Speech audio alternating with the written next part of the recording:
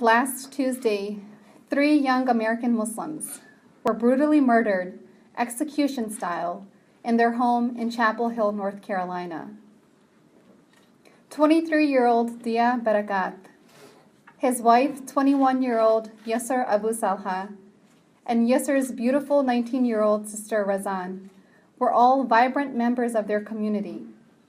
They were deeply respected and greatly admired for their kind, generous nature. Their untimely deaths are a tremendous loss, not only for the Chapel Hill community, but also across the entire nation and to the entire world. It's impossible to believe that faith did not play a role in their untimely deaths. As our communities struggle to come to terms with this senseless tragedy, one thing is clear. We must work together to promote tolerance and to firmly reject hate crimes and the targeting of any faith group.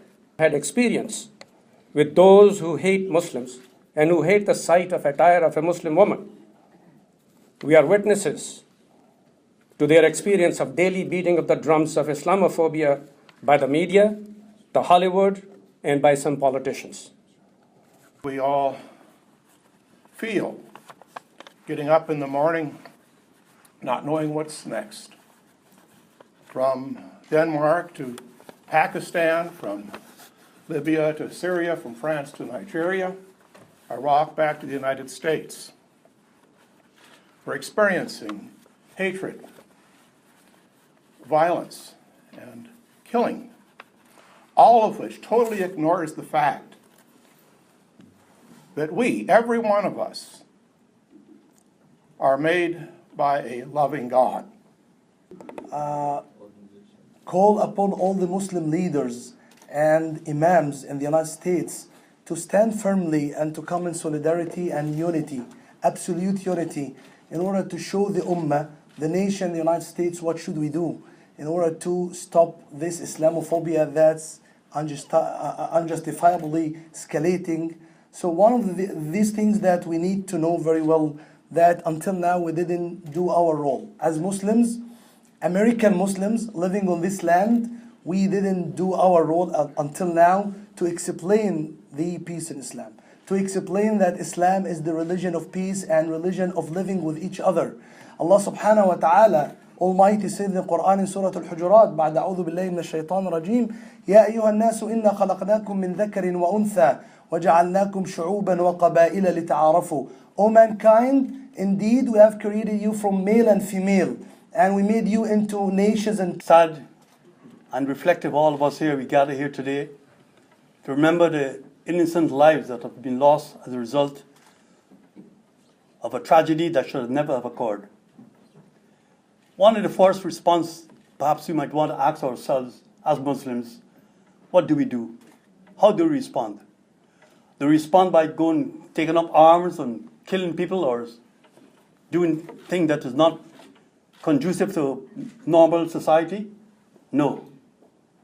We must get rid of this bigotry, this intolerance, by showing the true face of Islam, which denotes and promotes tolerance, understanding, love, and faith.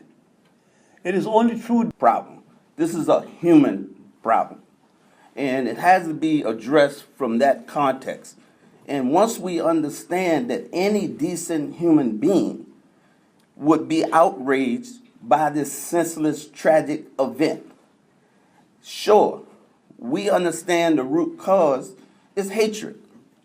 I'm not here to argue the legal definition whether this was a hate crime, but clearly this was predicated on hate and ignorance. So how do we eradicate that? Everybody has a responsibility and a contribution, especially to the people, the media, the press, who are more interested in sensationalizing and sound bites as opposed to giving the true definition of what Islam is all about. Islam is rooted in peace, not hatred.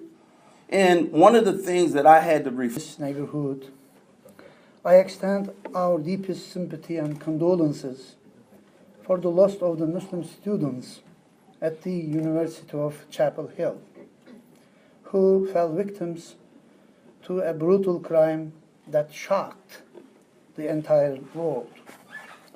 Members of the Turkish American community were deeply saddened by the tragic loss of life in Chapel Hill. Were brutally murdered with cold-blooded based on their faith. And the only message, or my message today, is I would like to see the media expressing this as the 3 students were murdered based on their faith.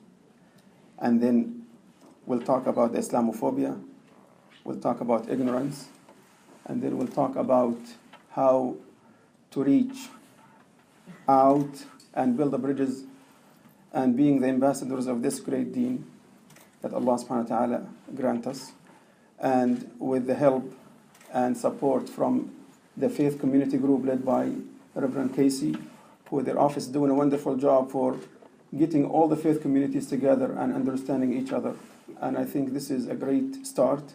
But of course, we need to continue on this message, and we need to understand that this, and pray that will not happen again to anyone, not only to Muslims, but anyone.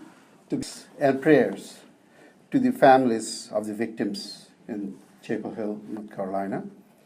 And I echo the sentiments expressed before all speakers, before me, expressions of goodwill and sympathy and prayers.